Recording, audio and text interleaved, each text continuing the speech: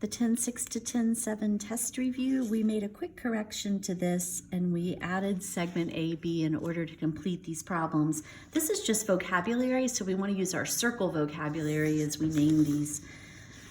AD is a chord. It's connecting 2 points on a circle, but a better name for it, since we see that it passes through the center, this is going to be the diameter of the circle. GE is a segment, but notice it stays completely outside the circle. It simply brushes it at point F. That makes it a tangent. For C, A is the vertex of this angle. Angle BAD has its vertex on the circle. And if the vertex is on the circle and the sides of it are both chords, that makes it an inscribed angle.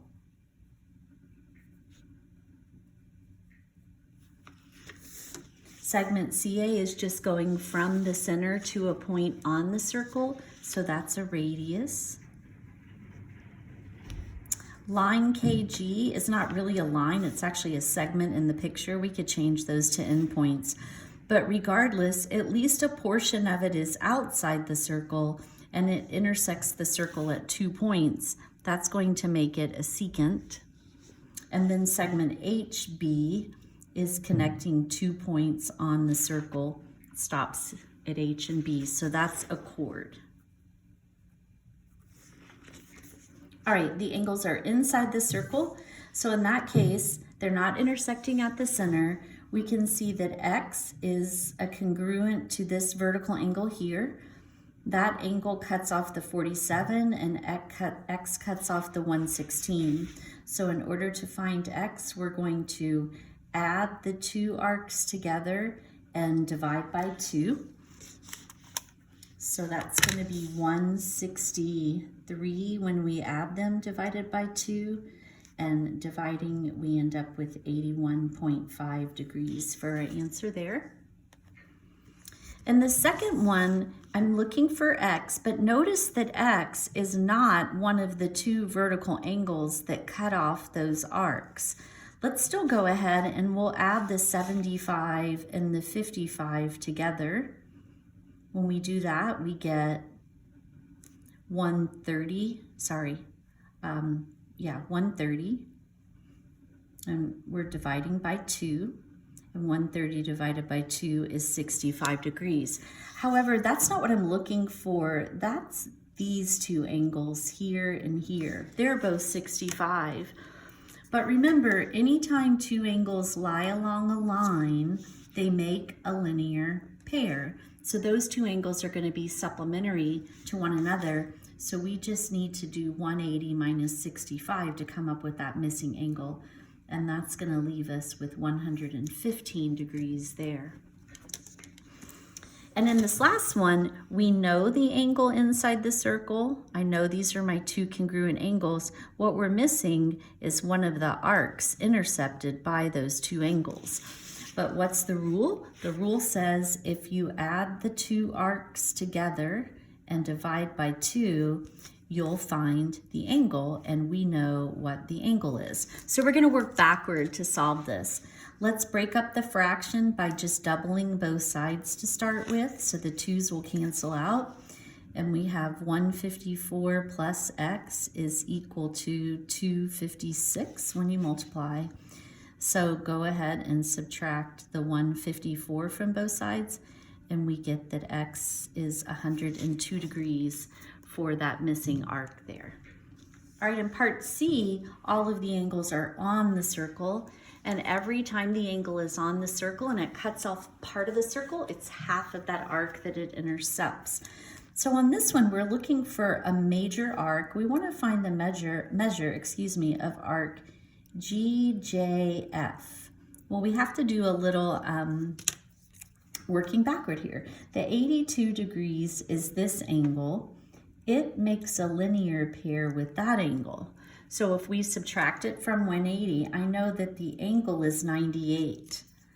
That 98 degree angle cuts off this red arc. The angle is half of the arc, so we need to double 98 to get the measure of the arc. and that's going to give us 196 degrees for the measure of that major arc.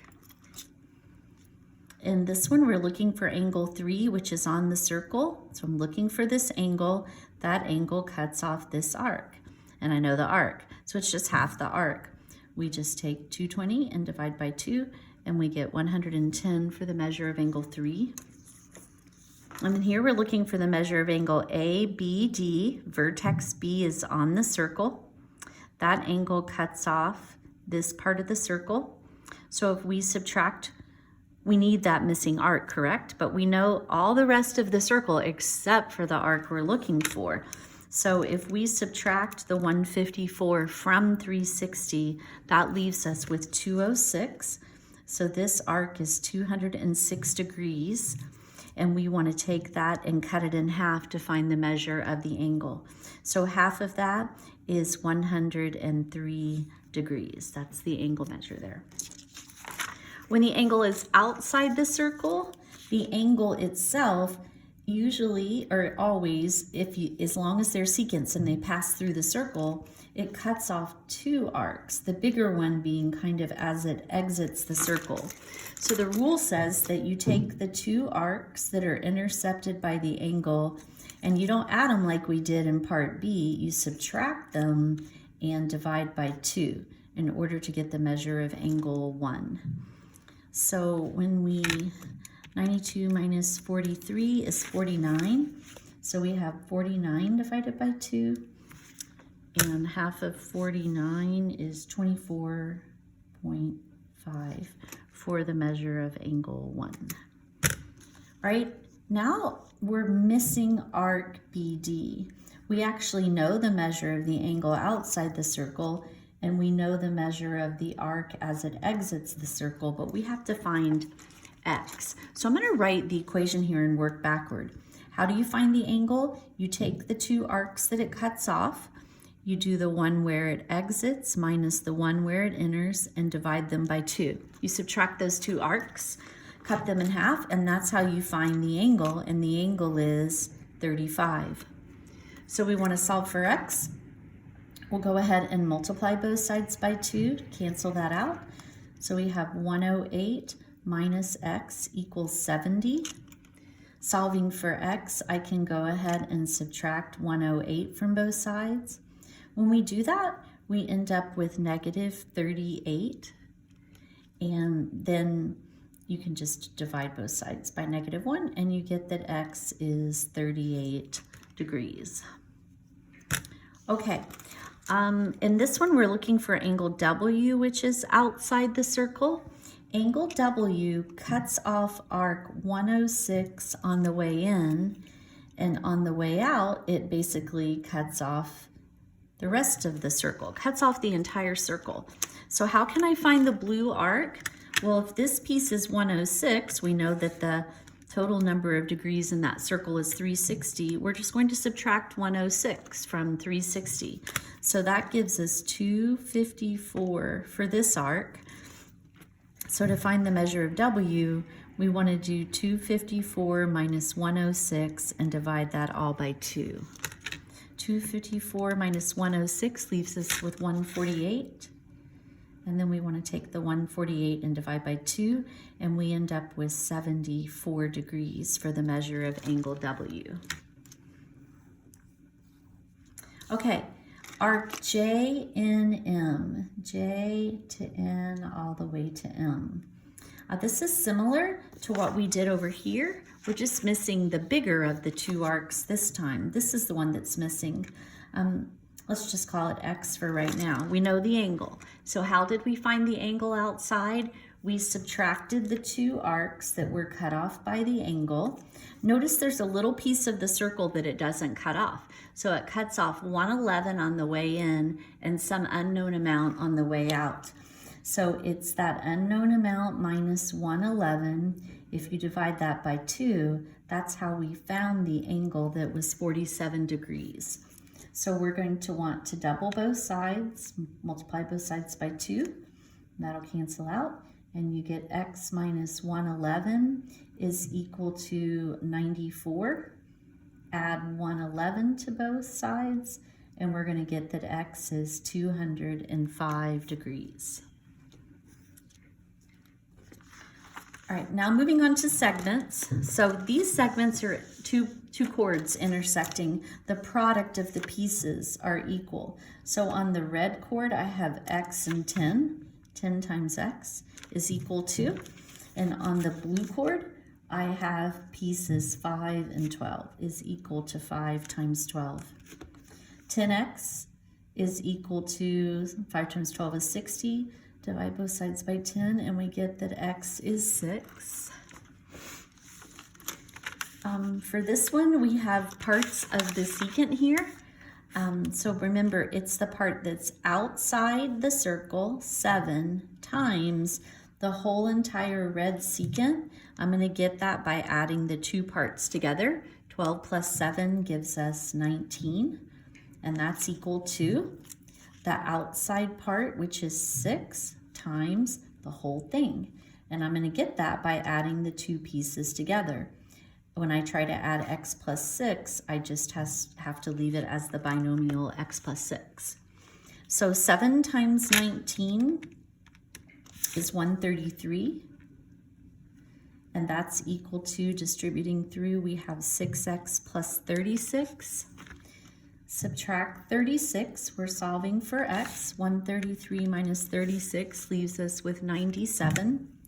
So you get that 97 is equal to 6x. Divide both sides by 6. And 97 is not evenly divisible by 6, and we really don't want to write a repeating decimal. So we're just going to leave this. I'm going to leave it as the improper fraction 97/6 for x. All right, this is really the same type of problem. We just have a tangent instead of a secant.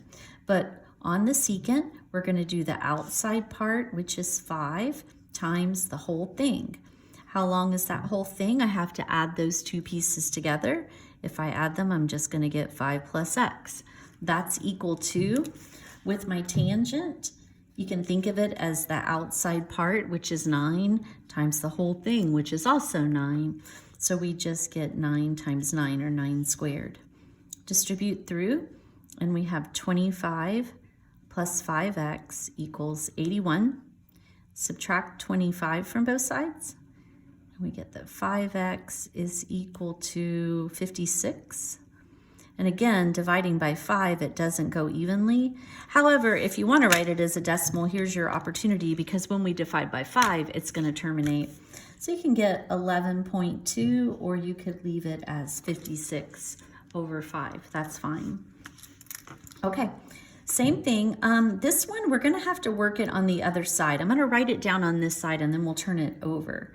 We'll find a spot at the bottom. So we have the outside part, which is x, times the whole thing. This entire segment is x plus 3 units long, and that's equal to the outside part, which is 5, times the whole thing. 5 plus 9 is 14. So actually, I'm just going to, rather than flip it over, I'm just going to use a piece of paper to continue working this out. So we're going to go ahead and distribute through. The reason I need paper is because this becomes quadratic. So when we distribute through x times x and x times 3, we get x squared plus 3x. And on this side, 5 times 14 is 70.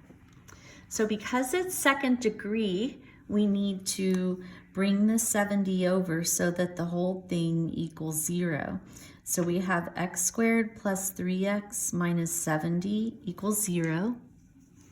And then there's two ways to solve this. One way is to use the quadratic formula. X equals the opposite of b plus or minus the square root of b squared minus 4 times a times c all over 2 times a. The beauty of that is it always works. The other way to solve it is to see if you can factor it and go from there to solve, or you could try factoring. It actually factors pretty easily. So if you were to factor it, this factors into an x plus 10 times an x minus 7. And then the zero product property says either x plus 10 is really equal to 0 or x minus 7 equals 0. You're multiplying two things together and 0 is the answer you get. One of these two things has to be 0. If you subtract 10 here, you get negative 10, but when we add 7, we get positive 7.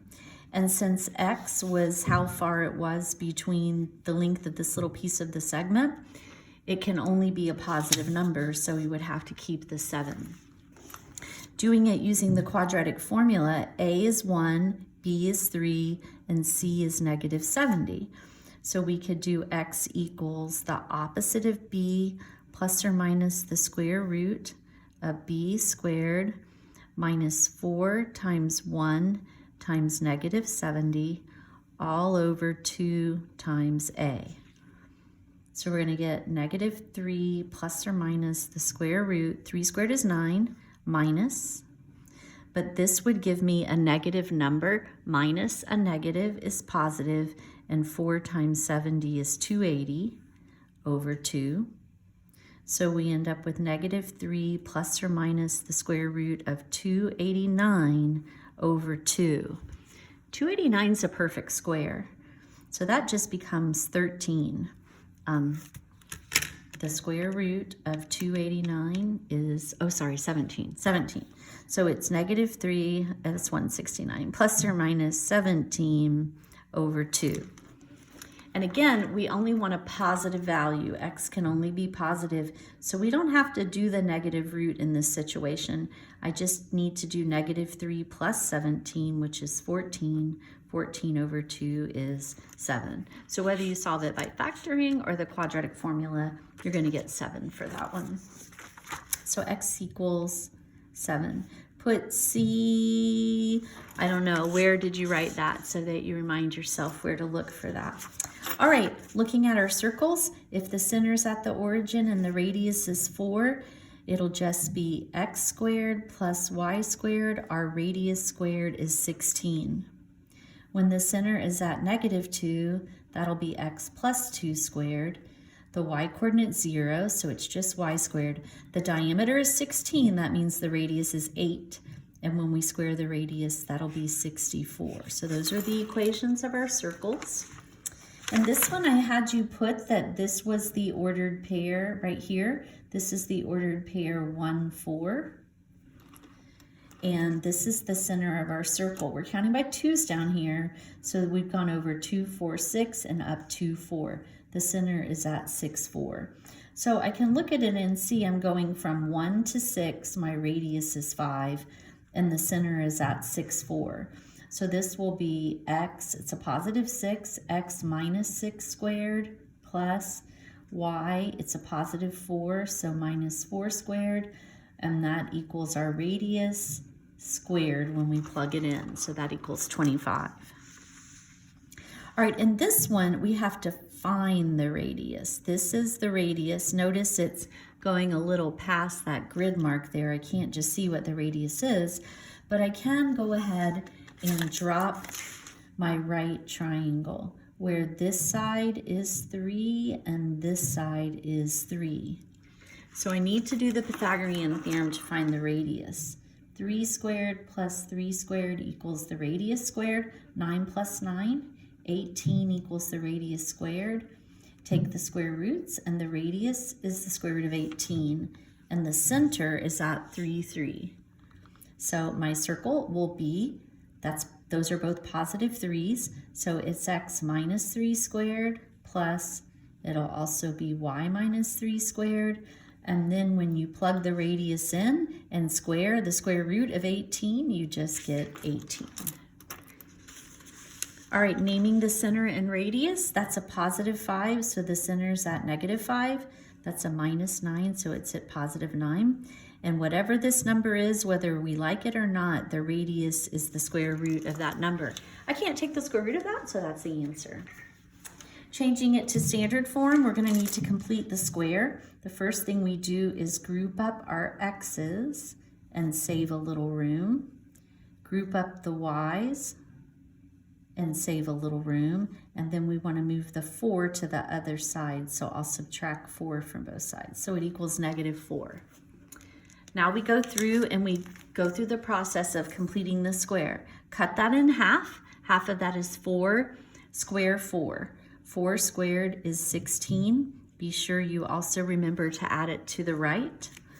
Then we move on to the next trinomial. Half of -4 is -2. But -2 times -2 is +4, and that's what I want to be sure I add to both sides. Now we know that we made those as perfect square trinomials, so each one of them will factor into a single binomial squared. So the square root of x squared is x, the square root of 16 is 4, and that's going to be plus. The square root of y squared is y, the square root of 4 is 2, and that's going to be minus. And then when we combine these terms over here, those 4's will cancel out and we just get 16. So there it is, it's in standard form. The center would be at -4, +2, and the radius would be 4. So all circles are going to be similar to each other. They have the same shape, just a different size, because you can map any circle onto another. For instance, I could take this circle and I could make it look exactly like that one if I were to, this is not the best example because we're counting by 2's on this graph, but this center is at 6, 4, and this one is at 3, 3. So I would have to move it down 1 and over 3 to put it at 3, 3. And then this one actually had a larger radius because we were counting by 2's. So you would then shrink this one down until it was a perfect fit with that circle. So we did that by sliding it. So that's a translation. By translating and or dilating to show that changing the size of it is a dilation. So how would we move this circle onto that one? Well, for this, I would like to quickly grab a piece of graph paper so we can look at it. All right, so the first circle has its center at, that would be a +1 and a +3, and the radius is equal to 3. I haven't thought this out very well, so I hope I planned ahead. So the first circle is at 1, 3 with a radius of 3. So we could go out 3 in all directions and our circle essentially looks like that. That's circle A. I want to map it onto circle B. Let me zoom back out, sorry. Circle B has its center at -7, -1, and its radius is equal to 6. That's circle B. -7, -1 with a radius of 6. So if I go left, 1, 2, 3, 4, 5, 6, 7, 1. So there's the center, and the radius is 1, 2, 3, 4, 5, 6. 6. So it's going to go off the paper there, but it looks essentially like that. And this is circle B. So what could I do to get A to look like B? Well, the first thing I could do is grab A and slide it left and down. How far left did I move it? 1, 2, 3, 4, 5, 6, 7, 8. So it went left 8. And it went down 1, 2, 3, 4. So what am I doing? I'm translating it, correct? So I'm translating it. The first thing you do is translate left 8 and down 4. Remember what that looks like in terms of an ordered pair rule. So I'm taking all of the original ordered pairs and I'm subtracting 8 from the x coordinates and 4 from the y coordinates as I move them left and down. Once I do that, here's where A would be sitting. Remember that A had a radius of 3. So A would now be sitting like this. There's A prime. So what would I need to do to A prime? I would need to take, its radius is 3. If the radius is 6, if I blow it up and push it out, it would completely overlap this one. Therefore, it's been mapped onto it. How would I do that? I would need to double the radius to make it 6. So my scale factor is 2. It's an enlargement, but it needs to be centered at, not at the origin, but at the center, -7, -1. So once we get there, we enlarge it around that point. So after we translate it, we follow it up with, followed by a dilation. With dilations, if you don't tell where they're centered at the origin. So we need to say centered at -7, -1 with a scale factor. A was smaller than B, so our scale factor is more than 1, and we were just doubling our radius. So the scale factor was 2 in that case. Okay, on the flip side of our review, we have our questions that were a little more challenging. So find the value of x if 6 is a tangent. So we've got our secant, the outside part times the whole thing. Add those two pieces together. X plus x is 2x minus 3, and that's equal to the secant times itself, 6 squared. Distribute through, and we have 2x squared minus 3x equals 36. Bring the 36 over. 2x squared minus 3x minus 36 equals 0. I'm going to go ahead and use the quadratic formula, and we are rounding to the nearest tenths. So x is equal to, the opposite of b is 3, plus or minus the square root of b squared minus 4 times a, which is 2, times c, which is negative 36. And all that is over 2 times a. All right, simplifying the radical, 3 plus or minus the square root of, that's going to give us 9. And it is minus, we'll get a negative number out of that. Minus a negative is going to be plus. So we just have 8 times the 36, we get 288. 9 plus 288 over 4. So that's going to equal 3 plus or minus the square root of, if we add those, we get 297. And 297 is not a perfect square. But here's where we decide if we want both answers, and subtracting the square root of 297 from 3 would give us a negative number. A negative divided by a positive is negative. So we don't need to subtract, we're only going to add. So I'm just going to do 3 plus the square root of 297, make sure I get an answer for that, and then I'm dividing by 4. So rounding to the tenths, that becomes 5.1. So x is approximately 5.1. All right, we changed this to a 4, so come up with the equation of a circle that has this as the endpoints of its diameter. So just a quick sketch. So positive 4, negative 3, and then negative 2, negative 7 would be down here. Just for something to look at. If that's the diameter of the circle, what is the equation of the circle? Well, I need both the center and the radius of the circle. So starting with the center, we're going to find the middle of this segment, which is the midpoint. The midpoint formula says that you take the two x's, negative 2 plus 4, you're just averaging them, and divide by 2. We'll do the same thing with the y coordinates, negative 7 plus negative 3, and divide by 2. 2 divided by 2 is going to give us 1, and negative 10 divided by 2 gives us negative 5. That is the center of the circle. It's at 1, negative 5. Okay, so I already know it's going to be x minus 1 squared plus y plus 5 squared equals, and now I just need to find the radius.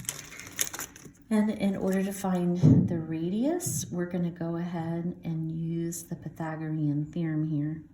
So from 1 to 4, I know this segment is 3, and from negative 3 up to 5, those differ by 2.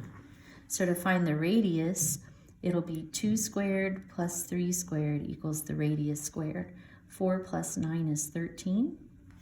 So that's the radius squared, which is what's going to go there. Typically we do this though, and the radius is the square root of 13.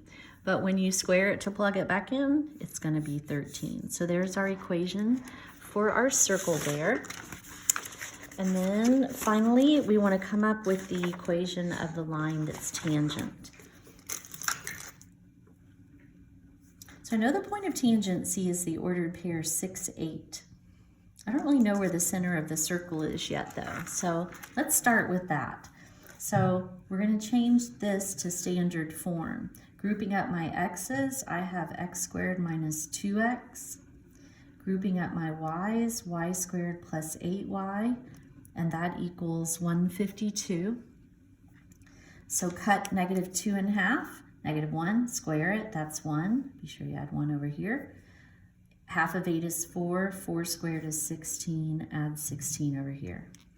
So this will factor into x minus 1 squared plus y plus 4 squared, and that's equal to, guess what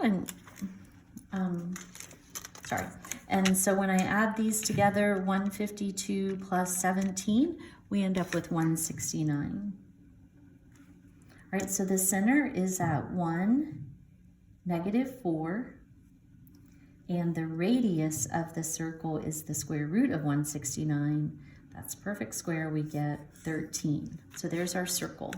And we have the point of tangency. So let me go ahead and just sketch this as well. Again, just a sketch. So over 1 down 4, 1, negative 4 is the center. The point of tangency is over 6 up 8. So this would be our point of tangency. So the circle is doing that. And I do know how long this is. This is 13 units long. Okay, but this time that's not what I'm interested in. Remember, now what are we trying to do? We want to write the equation of CD, and CD is the tangent.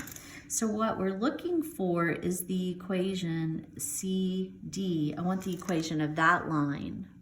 And I know that line is perpendicular to my radius. So the first thing I really need is the slope of my radius. And the slope is rise over run. So if I start here, I'm down at negative 4. I need to go all the way up until I'm as high as 8. From negative 4 to 8 is 12. And then my run, I'm going from 1 over to 6. That's going to be 5. So this line has a slope of 12 over 5. That's the slope of the radius. So therefore, the slope of the line we're looking for, it's the opposite reciprocal. The slope will be negative and then 5/12. Okay, so we're actually almost done. So we're trying to come up with the equation of that line. That's the slope of CD, and that's a point on CD. We have the slope and a point, so now we're going to use point slope form, which is this, and plug in what we know. And we'll put it in slope intercept form. So y minus the y coordinate of the point is 8. That's equal to the slope times x minus the x coordinate of the point is 6. So y minus 8 equals negative 5/12 times x. The negative 5/12 times the minus 6 is plus. This is going to end up being 30 over 12, which reduces down. Both of those numbers are divisible by 6. It reduces down to 5/2. But remember, we're multiplying 5/12 times 6. I also can just do that on the calculator. I get 2.5, which I know you know is 5/2, but you can change it to an improper fraction. So we do end up with positive 5/2 when we multiply through. Then I just want to add 8. But as I add 8, I see that I want it to be halves if I keep this improper. So 16 over 2 is the same thing as 8. So that cancels out, and you get negative 5/12 x plus 16 over 2 will give us 21/2. You really want to this is a nice decimal, of course, but you wouldn't want to write this as a decimal because our slope is a fraction. You don't generally mix those together. So there's our equation in slope-intercept form.